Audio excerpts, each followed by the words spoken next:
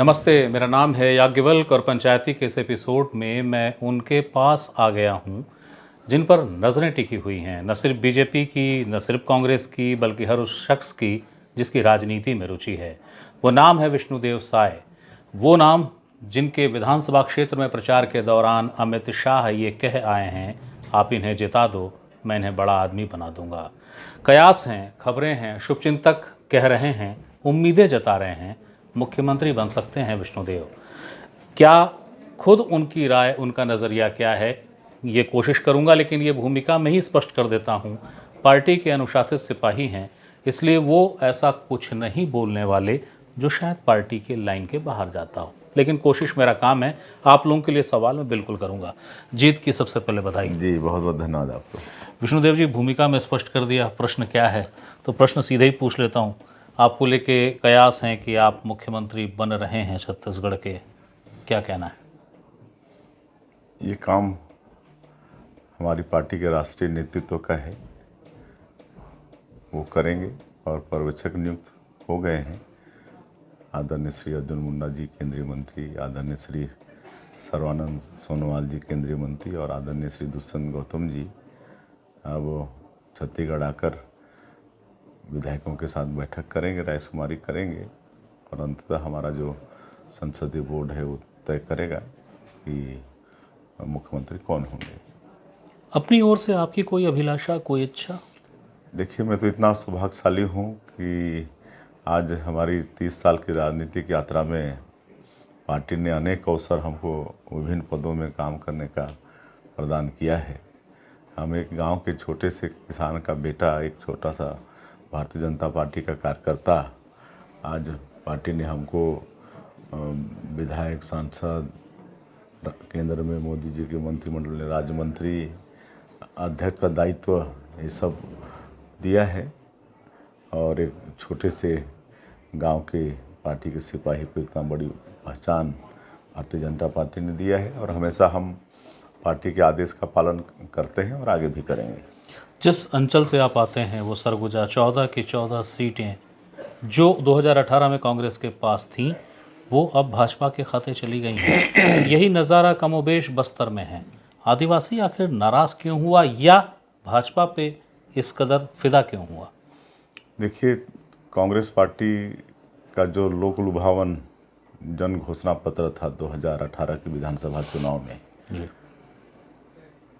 तो उसमें थोड़ा विश्वास कर लिए थे, लेकिन 5 साल में कांग्रेस पार्टी की सरकार ने सिर्फ और सिर्फ जनता से छलावा किया, विश्वासघात किया, वादा खिलाफी किया।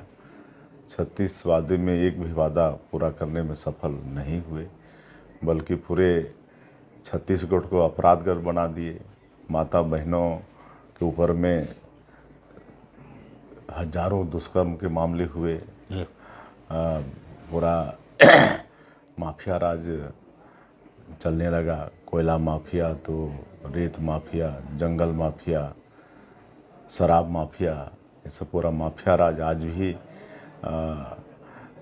कितने लोग कांग्रेस के नेता और अधिकारी आज भी जेल में हैं, उनका बेल नहीं हुआ है और भ्रष्टाचार चरम पर हो गया था और वादा खिलाफी का काम इन्होंने किया ही था।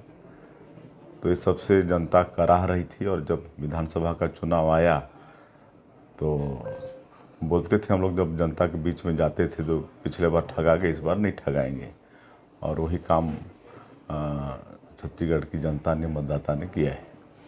आपके क्षेत्र की बात करूं या बस्तर की बात करूं, एक विषय बार बार 2018 से 2023 तक आया। आंदोलन की स्थिति विशेषकर बस्तर में ज़्यादा बनी। जनजातीय सुरक्षा मंच मैदान पे रहा। ये एक मुद्दा की तरह, मसले की तरह मुद्दा बन गया कि जो मूल आदिवासी हैं, मूल वनवासी हैं, उनको संविधान के दिए गए आरक्षण और लाभ का पात्र माना जाना चाहिए, धर्मांतरित लोगों को नहीं। अब सरकार भाजपा की है, जी, रुख क्या लगता है, क्या होगा? देखिए, इसके लिए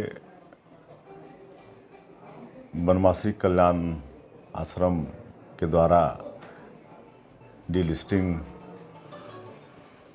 चलाया गया है पूरे आदिवासी क्षेत्रों में, देश में जी।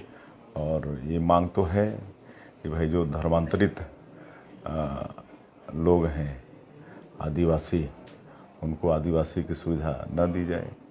जिस तरह संविधान में व्यवस्था है कि अगर कोई एससी धर्मांतरित हो जाता है तो उसको एससी का लाभ नहीं मिलता है, उसी तरह से आदिवासी में भी हो कि कोई आदिवासी अगर धर्मांतरित हो जाता है तो उसको आदिवासी के लाभ से वंचित किया जाना चाहिए। और इसकी मांग लगातार जनजातीय सुरक्षा मंच के माध्यम से पूरे देश में उठाया गया है। आगे ये भारत सरकार इसमें देखेगी। शुक्रिया, मैं ज़्यादा समय जी, नहीं लूँगा। जी, थैंक यू। जैसा कि मैं भूमिका में बता रहा था, पार्टी के अनुशासित सिपाही हैं। अगर आप लोग भूल गए हैं तो आपको याद दिला दूं, प्रदेश अध्यक्ष थे विष्णुदेव साय। आदिवासी दिवस का दिन था। विष्णुदेव साय जी को कहा गया कि प्रदेश अध्यक्ष के दायित्व से मुक्त हो जाइए, कार्यकर्ता के रूप में क्षेत्र में जाइए। वो दिन और उसके बाद कई और क्षण आए, कई और अवसर आए।